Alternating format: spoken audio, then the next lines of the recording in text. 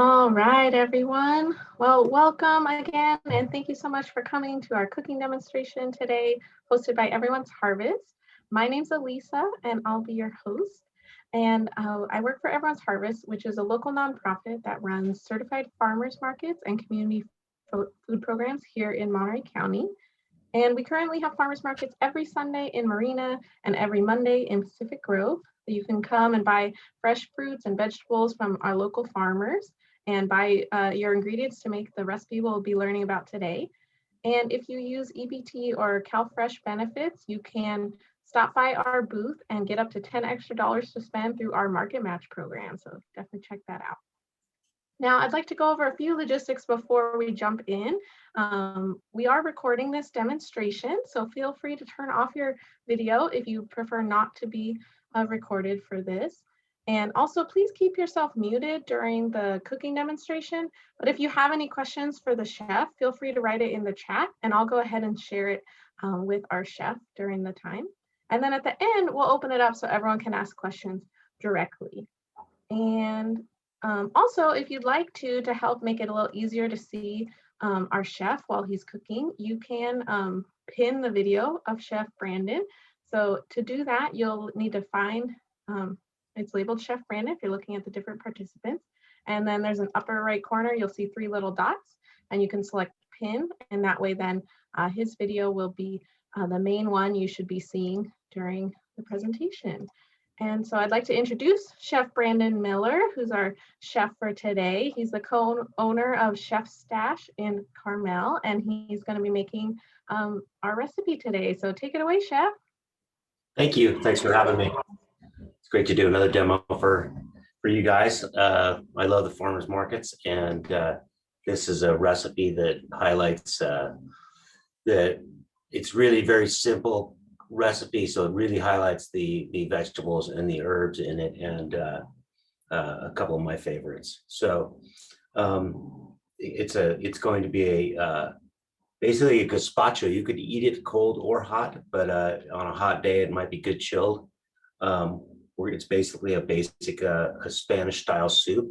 A lot of people think gazpacho is just has tomatoes in it, but that really there were no tomatoes in the old world. So the true Spanish gazpacho actually was made with grapes and bread and milk, and it was a puree served cold with really nice sweet grapes. It's a very different gazpacho. When they came to the new world, the tomato gazpacho was something that was developed here and returned there. So they do them as well, but really the ancient gazpachos were white. So this is actually a white gazpacho as well, just substituting cauliflower, potatoes, leeks, which are some of my favorite onions, very underappreciated. Great vegetable. So basically, we're going to start by, I'm going to make a little garnish first, which is basically, it's a Spanish paprika. This is the hot one. There's a sweet one as well. It's smoked over a special type of wood in Extremadura in Spain. And they smoke the peppers, and then they make this beautiful paprika, and it's really got a smoky flavor. Hungarian paprika is much, much lighter. This has a real smoky flavor. So I'm just going to take a little bit of that, and I'm just going to mix it. That's probably a little more than I would normally do, but that's fine. And I'm going to mix it with some olive oil. And you could do this in the blender prior and then just wipe the blender out. But I'm just going to do it on the side and let it kind of flavor and marinate while we're making the soup. I'm just going to stir this together. And you can, like I said, you can put this in the blender. It'll really get red and really, really wonderful. But this works fine. And maybe a little pinch of salt, just because I'm a chef. I'm going to use a lot of salt. I have salt in this pepper grinder because people keep giving me bigger and bigger salt, it seems like, and to the point where it's a really big, and I don't know what to do with it. So I found out that I realized I just need a pepper grinder, and I just put the salt in there and use it in that, and then I have the pepper in my other grinder.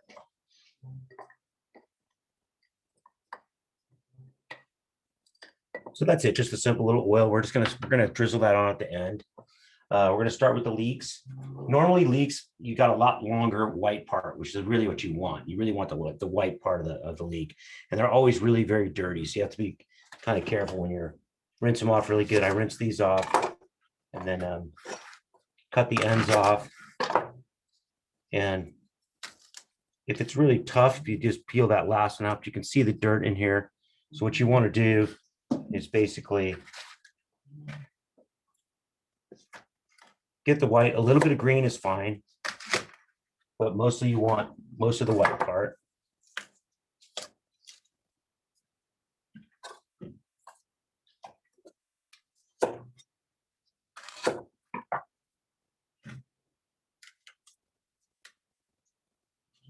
And you can tell it's kind of spring. These are like really early spring leeks from the farmer's market. Really nice. I'm going to wash them first, but then I'm actually going to put them back into a bowl of water after I cut them.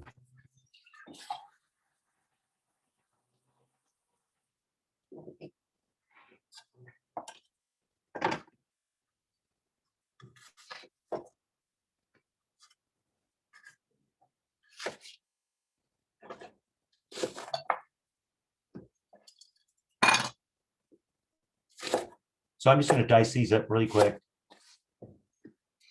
And we're going to cook them on the stove really slowly with a little bit of olive oil and a little salt. And what the salt does is it draws out the moisture, so they steam a little bit. A little too much green there.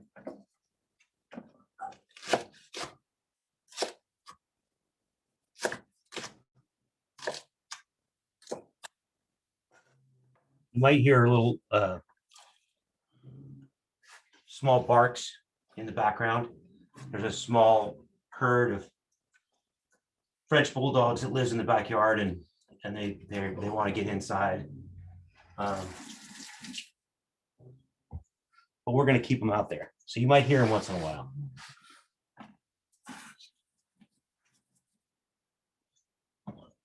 So I'm just going to let this sit and kind of,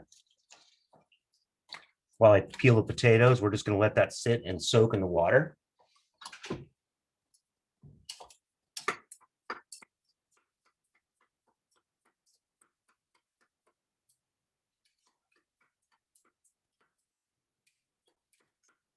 Now I start a lot of soups kind of the same way. I really like having the nice potato background.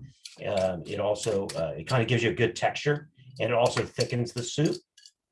So what we'll do is I'll show you later what we're going to do. We're going to cook the soup, and then we're going to put it back on the stove for a second and activate the starch in the potatoes, and that's going to give us a nice texture on the soup. We're going to use olive oil, but you could use butter if you were going to serve it hot. If you're going to serve it cold, sometimes the butter coagulates and isn't very pleasant. You see it on top of the soup. It doesn't hurt anything, but it doesn't help either.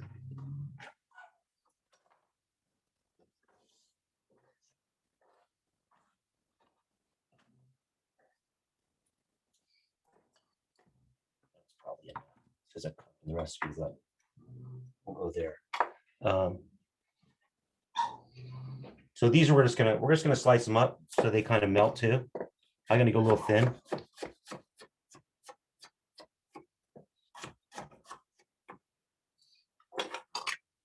Now, really, the correct way to do this is to hold your vegetable like this, and use it right against your knuckles so you don't, and make sure you keep your thumb in so you don't cut your thumb, and just guide the knife back through.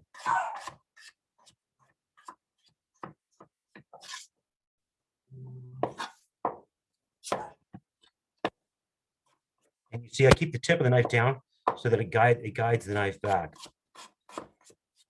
And I'm not going up and down, chopping everywhere, possibly catching a digit, a camera lady, or something like that.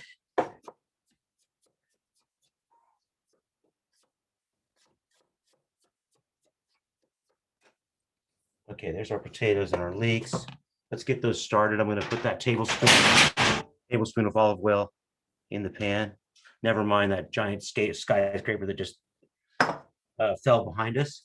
It's a French bulldog guarding gate. I have to keep in my house. We have partitioned off the large herds of French bulldogs that come through every once in a while.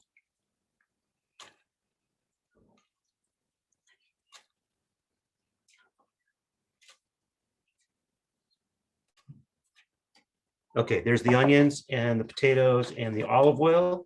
Like I said, I'm going to add some sea salt. What that's going to do is draw out some of the liquid. It's going to make some of the liquid come out of the vegetables and actually help them steam. A really good technique to use for a lot of things. You want to get it going a little faster. I'm going to put that on the stove over here. Lid on it. Continue with the rest of the ingredients. A little faster than I normally would go, just because we're doing our demo here and don't want anybody to fall asleep. Meanwhile, we'll do a little bit of thyme because we're going to throw the thyme in next, and then the cauliflower.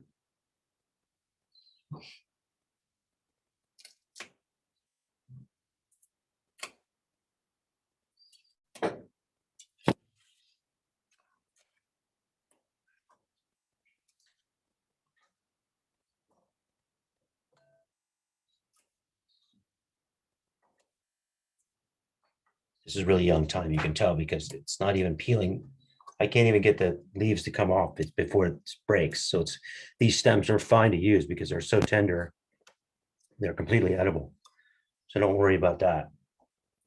But you can tell these are the fresh shoots from this year, just starting to grow new thyme. I love thyme. It's really nice herb. A lot of thyme, a lot of things.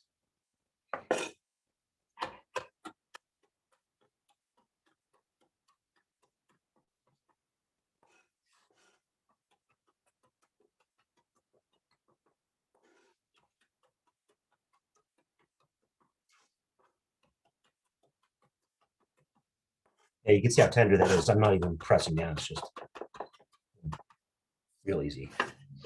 You take that and put that right into the pot. Already starting to sizzle. Give that a little shake.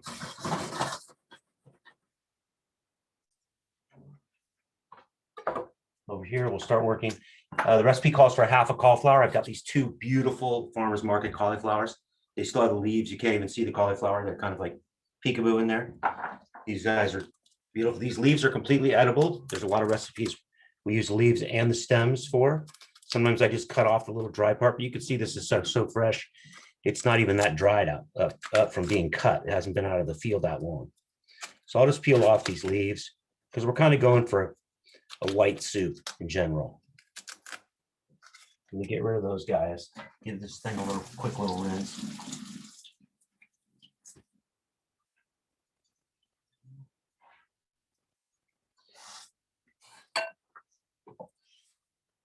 And we're just going to whack him up too. We're just going to cut the end off here. Like I said, it's all edible, so don't worry about the rest of it.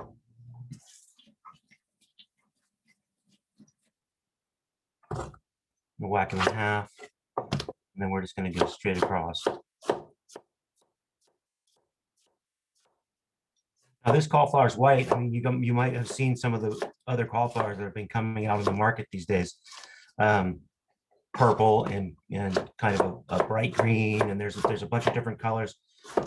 Those are old heirloom varieties. The white cauliflower actually came later because they started to think that they wanted all their things to be pure white, all their vegetables, and so they started breeding the color out of the vegetables because they thought it was more appealing to people that would buy cauliflower. So now all those old varieties you see are coming back, and they're lovely, and they have some really beautiful flavors. So I'll use this kind, I'll use any kind, but for this purpose, because we want kind of a white soup, we're going to use this. And obviously it's the most common you see. Gonna hit it with a little more salt again, just because it's gonna help that same process.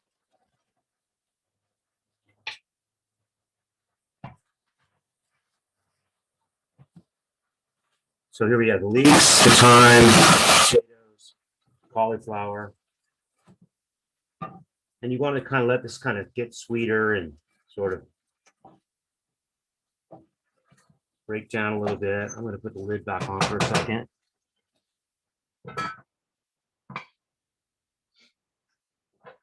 So the next ingredient is a vegetable stock is what I use, but you can use chicken stock or store-bought stock. But I like to make vegetable stocks just because it's just more flavor than just using water. As a chef for so many years cooking, I've always got some kind of stock going, turkey stock or veal stock or chicken stock or dark chicken stock, or there's all kinds of different things going on.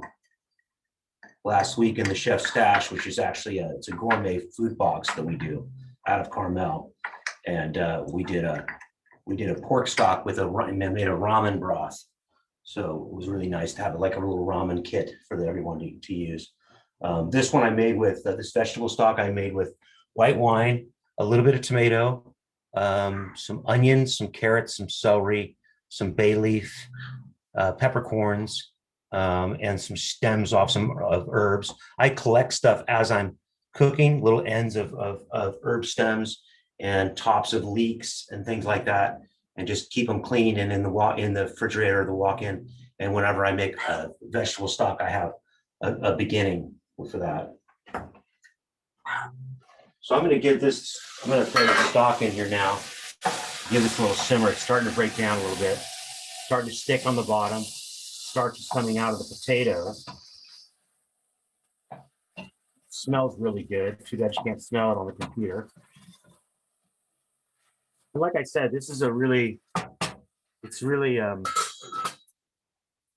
it's a celebration of these vegetables. They're it's very simple recipe, but that you really can taste all the ingredients. I'm going to add that vegetable stock now. Now, a variation on this, you could do a lot of things. You could add saffron to it. You could add curry powder to it if you wanted to do it a little bit more.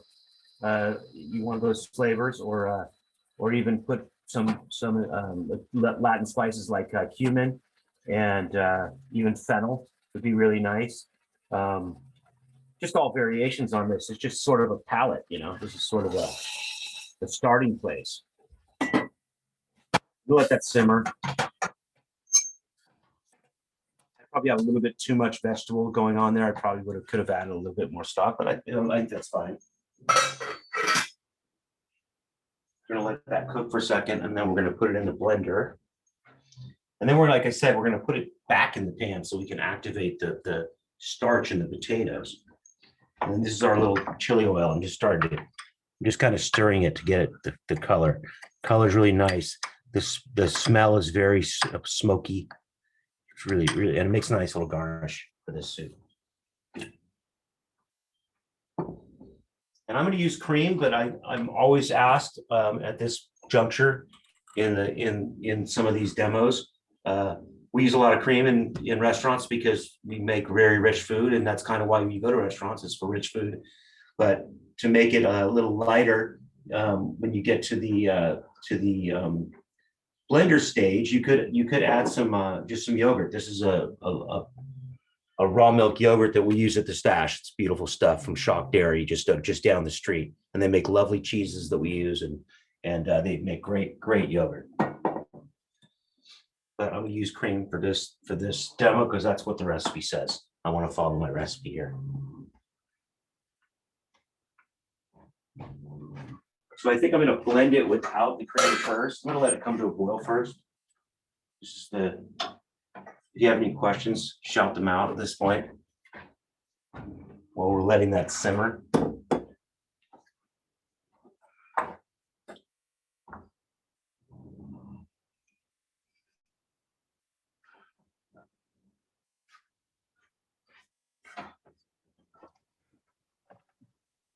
This is usually where I show you a bulldog, but I don't see any around. It's looking great. I wish we could smell it.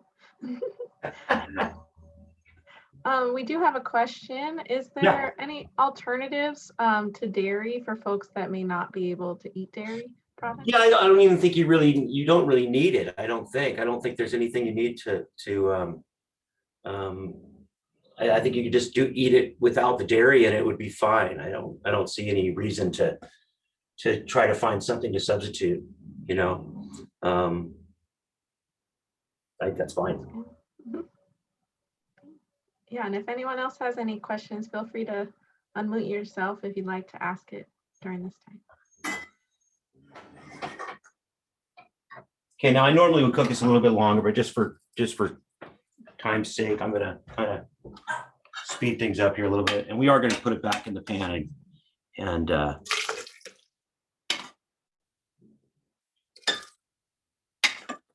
now obviously be careful at this point because you're basically blending boiling liquid and vegetables.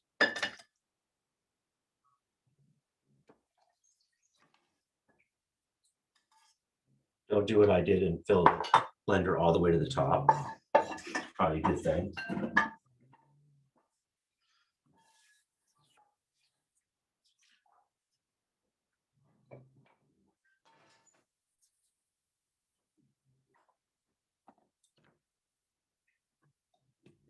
And if you do, try to take, I like to take the lid kind of off and just use a towel instead of the lid. So there's a little bit of, if you trap the air in there, you could have, the lid could explode on you.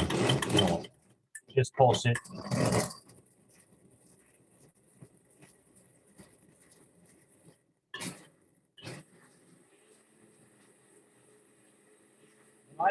I like to blend it all the way so it's very nice and smooth. Try to get it really.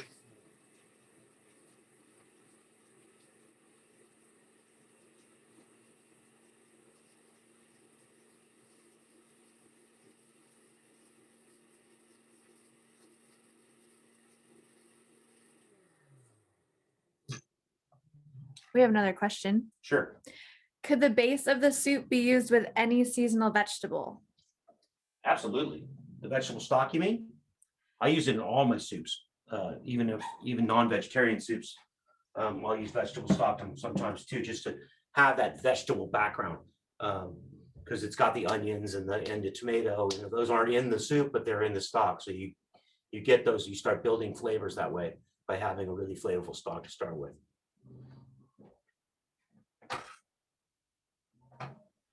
So, Chef, I have a question for you. Yeah. Can you substitute cauliflower for another vegetable?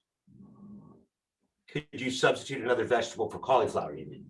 Yes, I'm sorry. You could, sure. I mean, you could do this with broccoli. You could do this with a lot of vegetables. Just let yourself go. I mean, you could do it 100% leeks and do a couple of different onions, leeks, and potatoes, and then you basically have the French chilled soup is called vichyssoise, and that is basically a potato and leek chilled soup as well.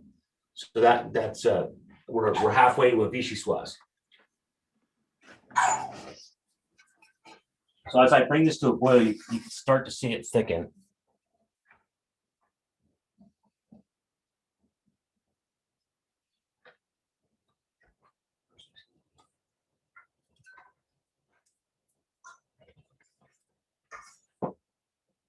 And it looks like the thyme was so fresh, it actually turned it slightly green, which is fine. I'm sure it's got great flavor. And we're going to add a little cream to it, or yogurt, or whichever you're interested in. Or none of the above. I'm sure this would be fabulous just as is.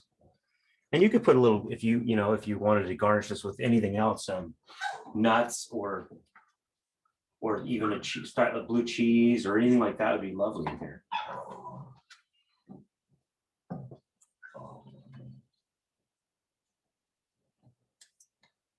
So as that thickens, I'm going to add a little bit. I'm going to add a little bit more vegetable stock. I think it's almost too thick. I just happen to have some here. get our texture down here.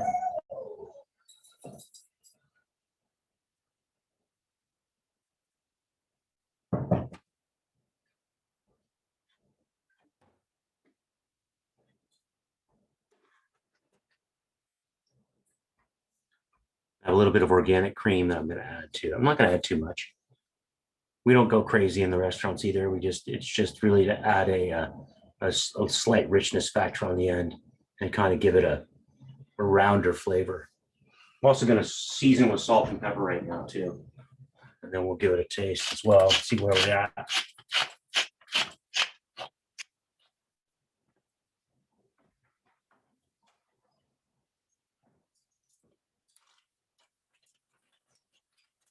Now, fresh ground pepper is really important. You should always use fresh ground pepper because pepper just immediately after it's ground the flavor starts to go away and the smell starts to go away, and it just doesn't last very long. That's why the pre-ground stuff doesn't really taste like much. It just tastes like heat, whereas fresh ground pepper kind of has a floral and spicy component to it.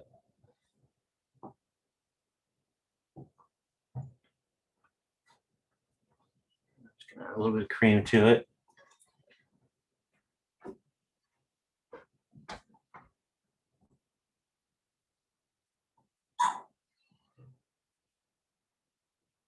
I don't know if you can hear that. That's Pickles.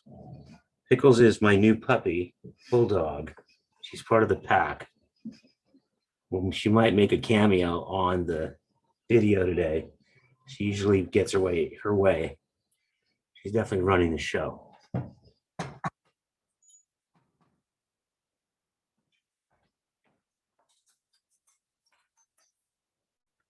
this a taste.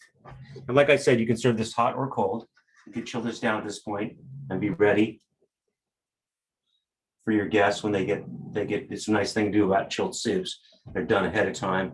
They can be done and you can work on something else in the meal or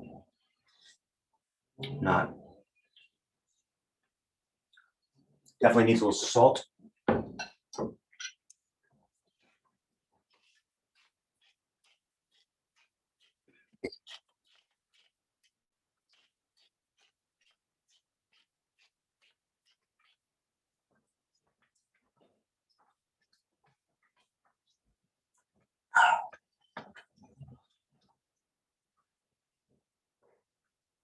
Okay, now we're in a nice boil.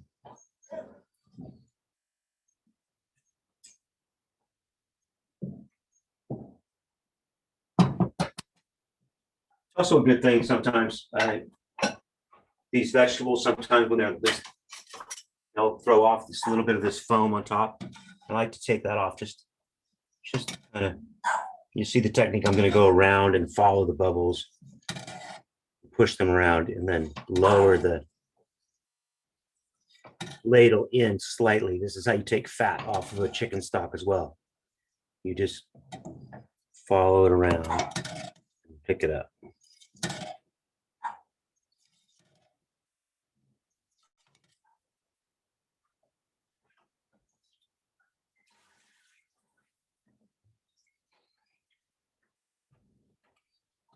Let's pretend that we chilled this down. I'm going to put it in this nice little bowl here.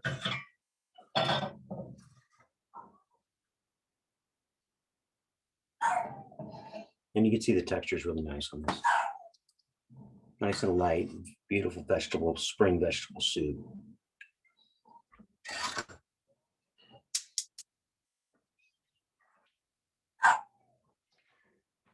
And then back to our little chili oil. So here's the smoked chili oil. Like I said, this is Spanish paprika oil with just olive oil and smoked paprika and a little salt. It gives it a nice little kick and a nice little smoke element. And we're just going to drag that around. We're just going to go like a Jackson Pollock situation. And that's it. That's your summer gazpacho and spring gazpacho with smoked chili oil and bon appetit. Let me go get the star of the show, Pickles.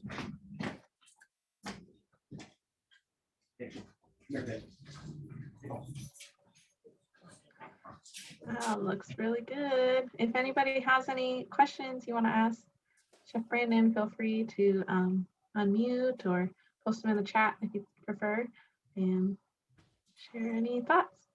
Okay, we're gonna go with nugget. Pickles wasn't available. We're gonna go with nugget because she really likes soup. She likes anything. Yeah, Oh, yeah, love it. yeah, you good girl. Yeah, she's ready for St. Patrick's Day. She has her St. Patrick's Day gear on. Thank you guys very much. Hope you enjoyed the demo. And bon appetit. Thank you so much, Questions, Chef. go ahead. I did have a question. Do you usually serve this like as a first course or on the side with other items, or how do you usually for a meal? I think this could be a really good entree with a salad on the side. This would be a really nice soup to have just on a springy evening. But yeah, as a first course as well. I think chilled better as a first course also. More of a starter. You can do like little glasses of chilled soup just as a really quick starter, or even an appetizer, past appetizer, in like a small sake cup or something like that. Great. Yeah. Well, lots of folks are saying thank you so much in the chat, and they love seeing the dogs. It's always a highlight. She can't help having her tongue out, so she's really gourmet.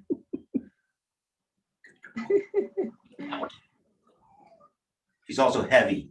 Well, thanks again. All right. Well, thank you so much, Chef. I'll wait one moment if there's any other questions. Sure. Just give us a minute. Let's see. And if not, yeah, thank you all so much for coming to our cooking demo. Thank you so much, Chef Brandon. And for all of you that came today, please feel free to stop by our info booth at any of our farmers markets with Everyone's Harvest and let us know you attended the workshop, and you'll receive a $10 produce voucher to buy produce at the market and buy your ingredients to try out this recipe. So we'd love to see you all at our market soon, and let's give a warm thank you to Chef. Thank you so much, Chef Brandon. Thanks, guys. All right. Thank you all.